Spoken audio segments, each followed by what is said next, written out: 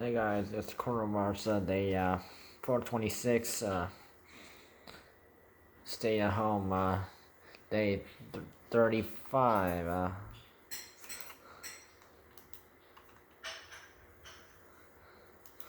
And apparently we got surprisingly high cases.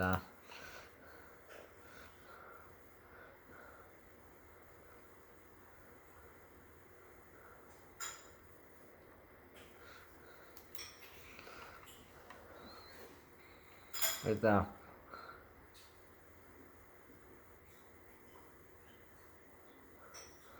2,320 cases. So it's back up a bit. So high cases.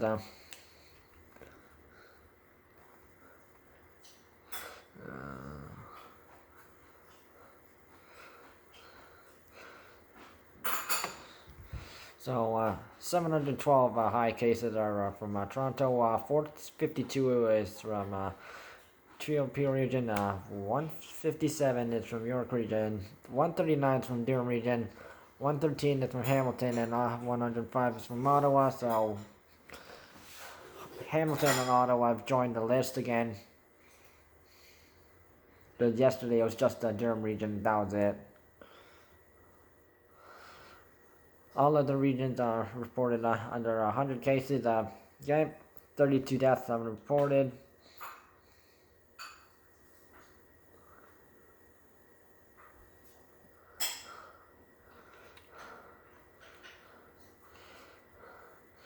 Variant cases. Okay. Is almost at UK variant is at almost at 100,000 with 98,495. So it's just ring the alarm bells. An increase of 2,949. So 568 South African variant, which is the plus 38. And 1,683 Brazilian variants, which is a plus 91.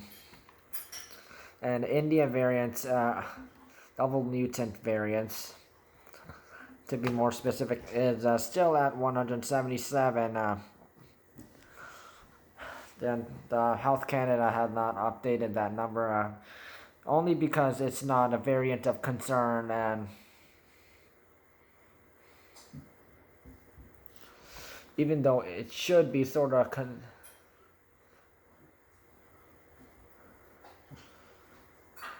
because it's like variants or variants, it's like, look what's happening in India right now. So many like 300,000 plus deaths due to coronavirus cases and India double mutant variants. Cremations and body burnings have been involved. So Premier Doug Ford has had requested ventilators be sent over to India to assist those.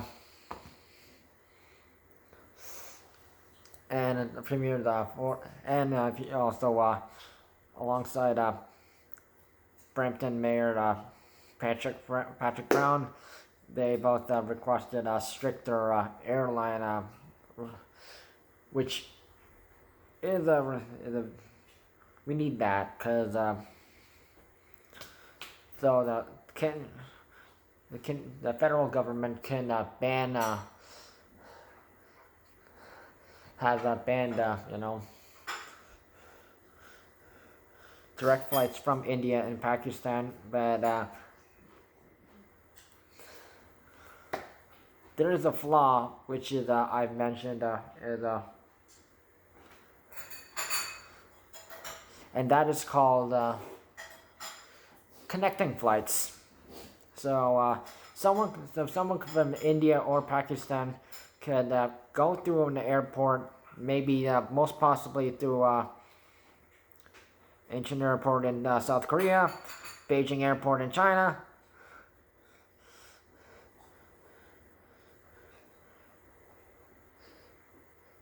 Tokyo Airport in Japan, or maybe through USA, like LAX Airport in LA, Los Angeles,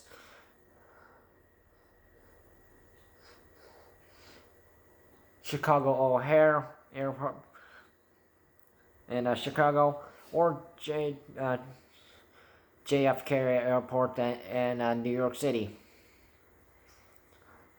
And of course, they could go through the landing destinations at Vancouver, Calgary, Toronto Pearson Airport, or Dorval International Airport. And yeah, that's my concern.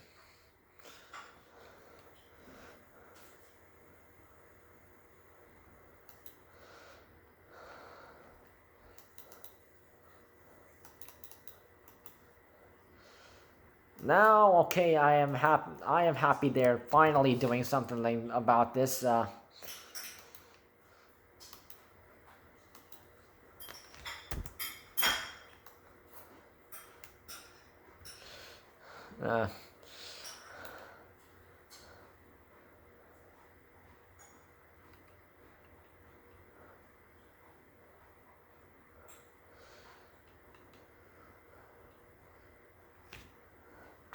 so you know how there's that and you know Asian hate, anti-Asian hate stuff. It's not just happening in the USA. It happens all over the world.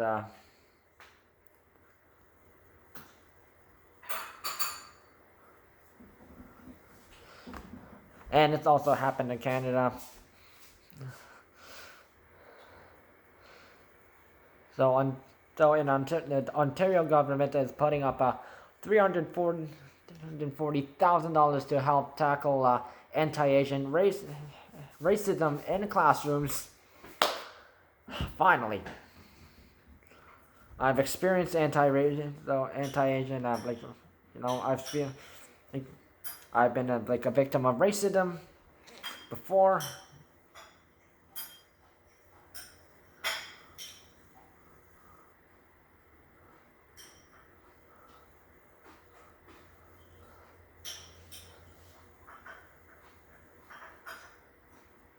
So that the money will be used to help students learn in a more inclusive environment.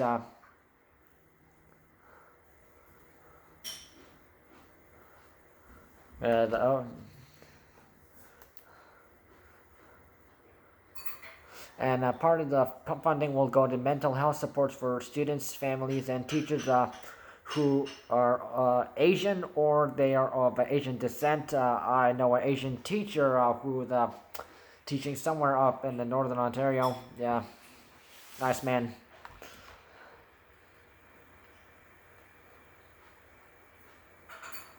Money will also go towards developing online resources and tools to help Chinese Canadian households talk to their children about racism. And yeah, there's like that Chinese Canadian support group, which many Chinese Canadian people have turned to as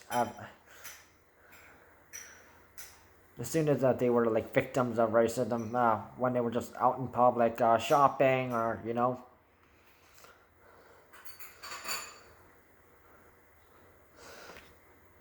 And 6.4 million on will go to for equality related projects as part of its safe return to class fund.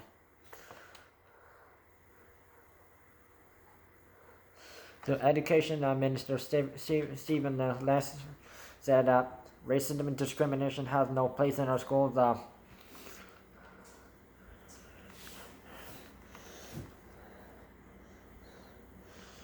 About time they did something like this.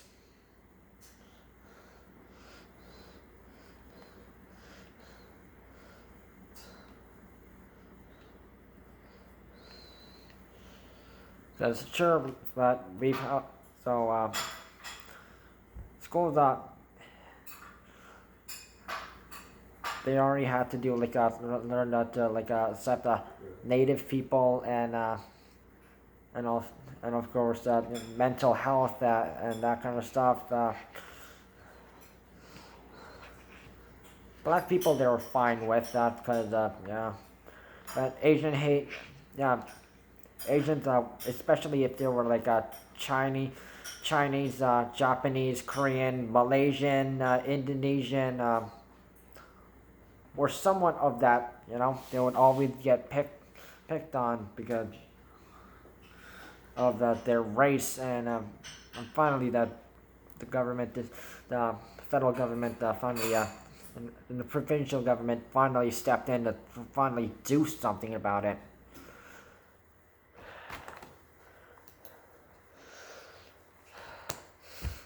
My second order of matter talk is the Ontario government is pausing the use of the AstraZeneca vaccine due to safety and supply concerns.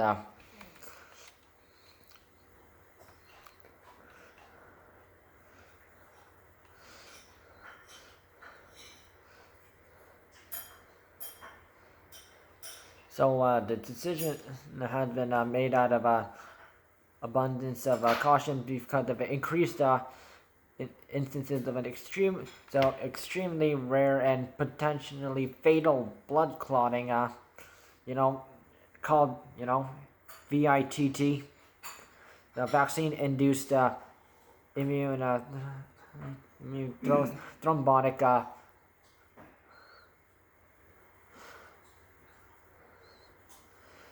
thrombocytopenia. Yeah. So VITT for short. So this is extremely rare if to get it, but because of that, they're stopping it. And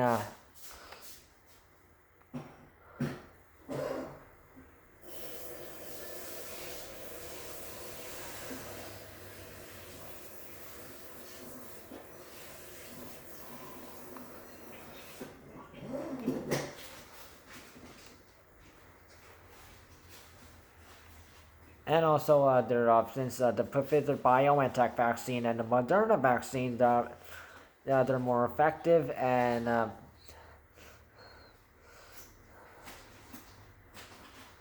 so in Canada, at least 12 VITT cases have been confirmed out of more than 2 million doses given, and 3 women have died. In Ontario, there were 8 VITT cases, and after 800,800 AstraZeneca vaccines that were administered, though.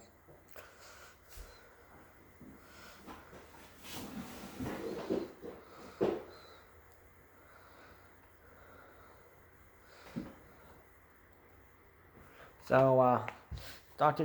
Jessica Hopkins, who is the officer for Public Health Ontario, said officials picked up a safety signal due to a slight uptick of the VITT.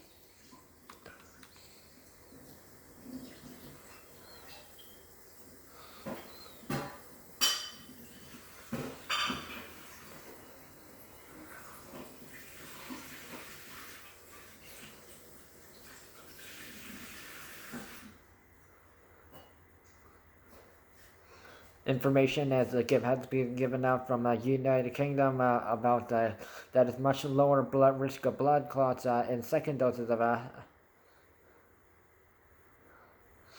the AstraZeneca vaccine.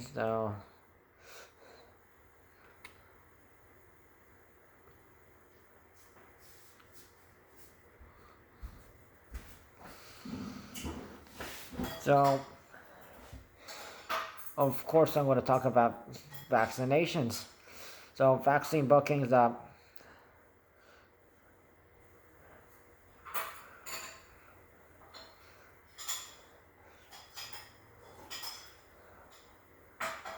You can do it online. Website down below, and COVID-19.ontario.ca/book vaccine. By phone, 1-888-999-6488. I made sure it was the right number, and the government of Ontario gave me the correct number. Yep, that's it. And so the Pfizer BioNTech vaccine and the Moderna vaccine will be used and at pharmacies, which they will be using. Depends on which location. It's either the Pfizer BioNTech vaccine or the Moderna vaccine, depending on the location. So, yeah, that depends.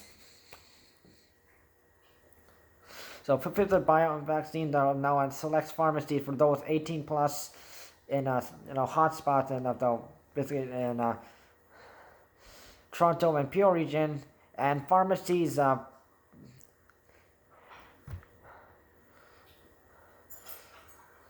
In Durham Region, Hamilton, Ottawa, Windsor, Essex Region, and York Region are providing Moderna vaccines. And of course, due to the halt of the AstraZeneca vaccine, all the other hospital pharmacies will either be giving either of the main two.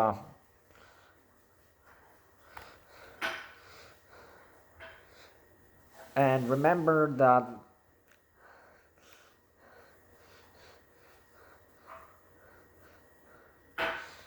getting a shot, yeah, it'll be like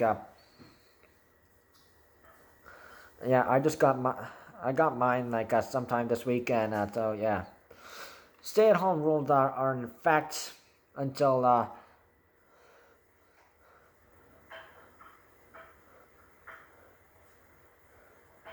either May 19th or June 2nd. That I'll clarify when they actually show me something. But expect it for May 19th for now, but I will let you know if it changes again. They are possibly changing it because of high case issues and ICU patient numbers, and of course that needs to go down.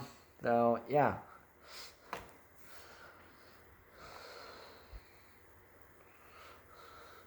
So reminder, enforcement officers have the authority to break up gatherings of any kind. Fines were under the EMCPA rule. So the fines will be $750 per person. Sometimes depends. Additional $130 depends. $880 if you were caught breaking, like having in a car with people for non-essential reasons and through a ride check. That's it's 100% legal. Yep. $1,000 for trying to prevent others from following orders, like those anti-protesters, and $10,000 for those who organized or planned the gathering. Yep.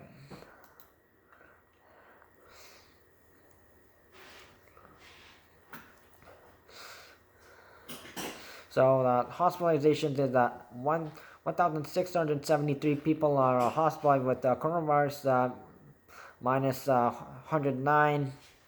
776 ICU patients, minus 26. Okay, that's better, for less stress for the critical care nurses. And 559 patients in ICU patients using a ventilator, minus 9.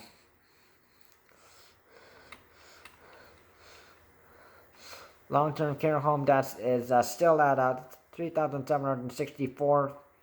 Number has not changed since yesterday. Staff deaths is still the same as months ago.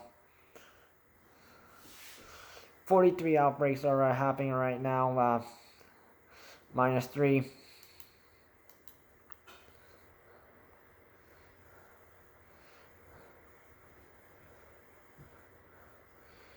So please follow coronavirus safety rules and regulations and stay-at-home rules. Don't have any gatherings of any kind.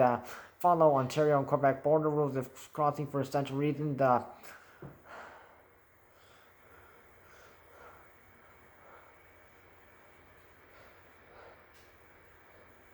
Don't try to have any gatherings or break the rules or because you don't know who it might affect. It might affect like a family member, a friend. Yeah, someone you care about.